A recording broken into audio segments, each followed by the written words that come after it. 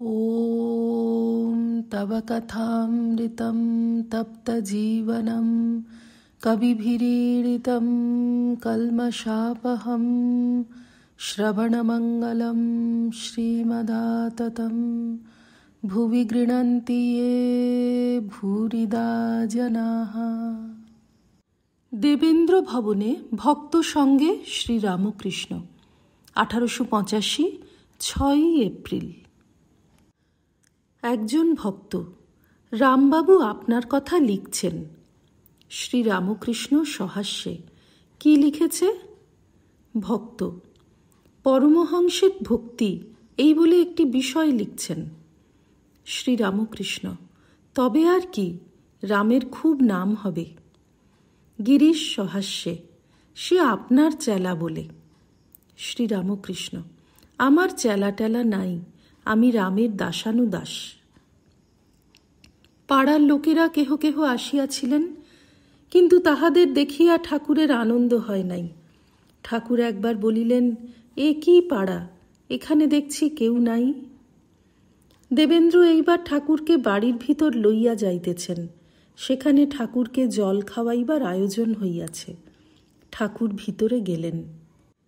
ঠাকুর সহাস্য বদনে বাড়ির ভিতর হইতে ফিরিয়া আসিলেন ও আবার বৈঠকখানায় উপবিষ্ট হইলেন। ভক্তেরা কাছে বসিয়া আছেন। উপেন্দ্র ও অক্ষয় ঠাকুরের দুই পার্শ্বে বসিয়া পদসেবা করিতেছেন। ঠাকুর দেবেন্দ্রের বাড়ির মেয়েদের কথা বলিতেছেন। বেশ মেয়েরা, পাড়া গেয়ে মেয়ে কিনা, খুব ভক্তি। ঠাকুর আত্মারাম নিজের আনন্দে গান গাহিতেছেন। কিভাবে গান গাহিতেছেন? নিজের অবস্থা স্মরণ করিয়া তাহার কি ভাবোল্লাস হইল, তাই কি গান কয়টি গাহিতেছেন? গান: সহজ মানুষ না হলে সহজকে না যায় চেনা।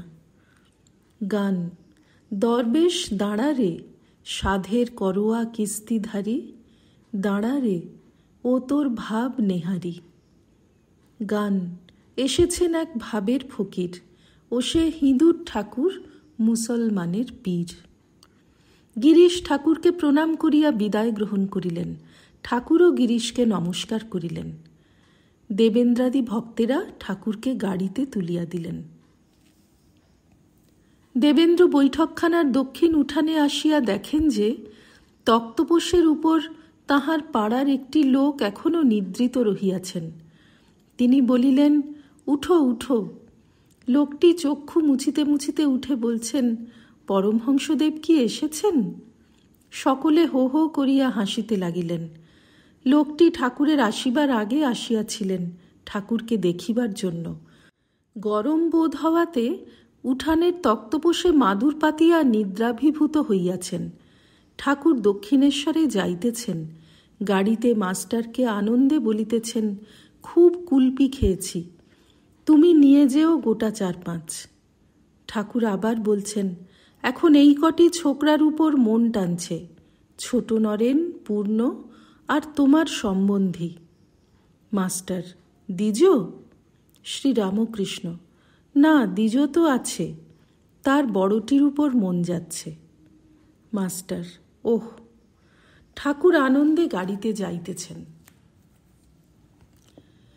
ঠাকুর শ্রীরামকৃষ্ণ বলরাম মন্দিরে ভক্ত সঙ্গে, প্রথম পরিচ্ছেদ। ঠাকুর শ্রীরামকৃষ্ণ কলিকাতায় শ্রীযুক্ত বলরামের বৈঠকখানায় ভক্ত সঙ্গে বসিয়া আছেন। গিরিশ, মাস্টার, বলরাম, ক্রমে ছোট নরেন, পল্টু, দ্বিজ, পূর্ণ, মহেন্দ্র মুখুজ্জে ইত্যাদি অনেক ভক্ত উপস্থিত আছেন। ক্রমে ব্রাহ্ম সমাজের শ্রীযুক্ত ত্রৈলোক্য সান্যাল, জয়গোপাল সেন প্রভৃতি অনেক ভক্ত আসিলেন। মেয়ে ভক্তেরা অনেকেই আসিয়াছেন। তাঁহারা চিকের আড়ালে বসিয়া ঠাকুরকে দর্শন করিতেছেন। মোহিনীর পরিবারও আসিয়াছেন।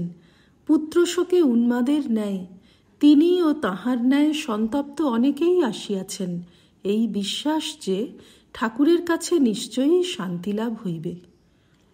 আজ 1 বৈশাখ, চৈত্র কৃষ্ণা ত্রয়োদশী, 12 এপ্রিল 1885 খ্রিস্টাব্দ, বেলা 3টা হইবে। মাস্টার আসিয়া দেখিলেন ঠাকুর ভক্তের মজলিস করিয়া বসিয়া আছেন ও নিজের সাধনা বিবরণ ও নানাবিধ আধ্যাত্মিক অবস্থা বর্ণনা করিতেছেন। মাস্টার আসিয়া ঠাকুরকে ভূমিষ্ঠ হইয়া প্রণাম করিলেন ও তাঁহার আদেশে তাঁহার কাছে আসিয়া বসিলেন। শ্রীরামকৃষ্ণ ভক্তদের প্রতি। সে সময়ে অর্থাৎ সাধনার সময়ে ধ্যানে দেখতে পেতাম সত্য সত্য একজন কাছে শূল হাতে করে বসে আছে।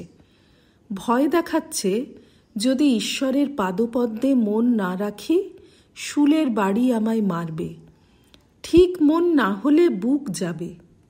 কখনো মা এমন অবস্থা করে দিতেন যে নিত্য থেকে মন লীলায় নেমে আসত, আবার কখনো লীলা থেকে নিত্যে মন উঠে যেত।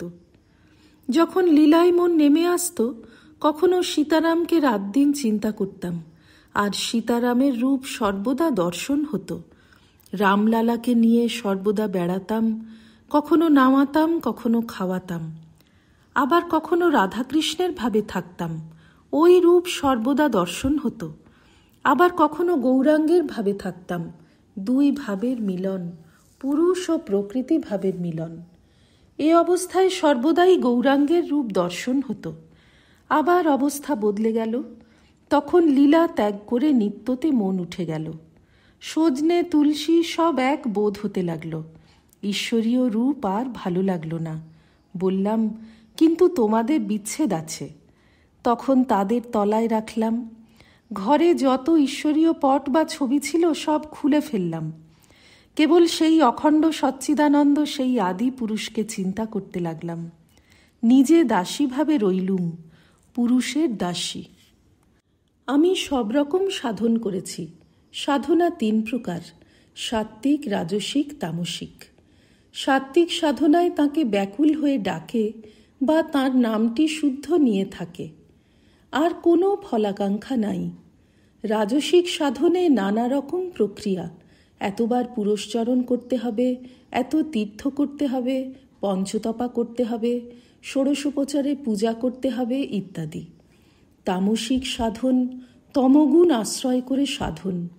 জয় কালী, কি তুই দেখা দিবি নি? এই গলায় ছুরি দেব যদি দেখা না দিস। এ সাধনায় শুদ্ধাচার নাই, যেমন তন্ত্রের সাধন। সে অবস্থায় অদ্ভুত সব দর্শন হতো। আত্মার রমণ প্রত্যক্ষ দেখলাম। আমার মতো রূপ একজন আমার শরীরের ভিতর প্রবেশ করলে আর ষটপদ্মের প্রত্যেক পদ্মের সঙ্গে রমণ করতে লাগলো। ষটপদ্ম মুদিত হয়েছিল, টকটক করে রমণ করে, আর একটি পদ্ম প্রস্ফুটিত হয় আর ঊর্ধ্বমুখ হয়ে যায়। এই রূপে মূলাধার, স্বাধিষ্ঠান, অনাহত, বিশুদ্ধ, আজ্ঞাপদ্ম, সহস্রার সকল পদ্মগুলি ফুটে উঠল, আর নিচে মুখ ছিল, ঊর্ধ্বমুখ হল, প্রত্যক্ষ দেখলাম। সাধনার সময় আমি ধ্যান করতে করতে আরোপ করতাম প্রদীপের শিখা। যখন হাওয়া নাই, একটুও নড়ে না, তার আরোপ করতাম। গভীর ধ্যানে বাহ্যজ্ঞান শূন্য হয়। একজন ব্যাধ পাখি মারবার জন্য তাক করছে। কাছ দিয়ে বর চলে যাচ্ছে, সঙ্গে বরযাত্রীরা। কত রোশনাই, বাজনা, গাড়ি ঘোড়া কতক্ষণ ধরে কাছ দিয়ে চলে গেল। ব্যাধের কিন্তু হুঁশ নাই, সে জানতে পারল না যে কাছ দিয়ে বর চলে গেল। একজন একলা একটি পুকুরের ধারে মাছ ধরছে। অনেকক্ষণ পরে ফাতনাটা নড়তে লাগলো, মাঝে মাঝে কাত হতে লাগলো।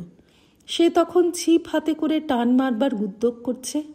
এমন সময় একজন পথিক কাছে এসে জিজ্ঞাসা করছে, মহাশয়, অমুক মারুজ্যেদের বাড়ি কোথায় বলতে পারেন? কোনো উত্তর নাই। এ ব্যক্তি তখন ছিপ হাতে করে টান মারবার উদ্যোগ করছে। পথিক বারবার উচ্চৈঃস্বরে বলতে লাগলো, মহাশয়, অমুক মারুজ্যেদের বাড়ি কোথায় বলতে পারেন? সে ব্যক্তির হুঁশ নাই, তার হাত কাঁপছে, কেবল ফাতনার দিকে দৃষ্টি। তখন পথিক বিরক্ত হয়ে চলে গেল। সে অনেক দূরে চলে গেছে। এমন সময় ফাতনাটা ডুবে গেল, আর ও ব্যক্তি টান মেরে মাছটাকে আড়ায় তুললে। তখন গামছা দিয়ে মুখ পুছে চিৎকার করে পথিককে ডাকছে, ওহে শোনো শোনো। পথিক ফিরতে চায় না। অনেক ডাকাডাকির পর ফিরল। এসে বলছে, কেন মহাশয়, আবার ডাকছ কেন? তখন সে বললে, তুমি আমায় কি বলছিলে? পথিক বললে, তখন অতবার করে জিজ্ঞাসা করলুম, আর এখন বলছো কি বললে? সে বললে, তখন যে ফাতনা ডুবছিল, তাই আমি কিছুই শুনতে পাই নাই। ধ্যানে এইরূপ একাগ্রতা হয়, অন্য কিছু দেখা যায় না, শোনাও যায় না, স্পর্শবোধ পর্যন্ত হয় না। সাপ গায়ের উপর দিয়ে চলে যায়, জানতে পারে না। যে ধ্যান করে সেও বুঝতে পারে না, সাপটাও জানতে পারে না। ওম নিরঞ্জনম নিত্যমনন্তরূপং ভক্তানুকম্পাধৃতবিগ্রহং বৈ ঈশাবতারং পরমেশমিড্যং তং রামকৃষ্ণং শিরসা নমামঃ। শ্রীরামকৃষ্ণার্পণমস্তু।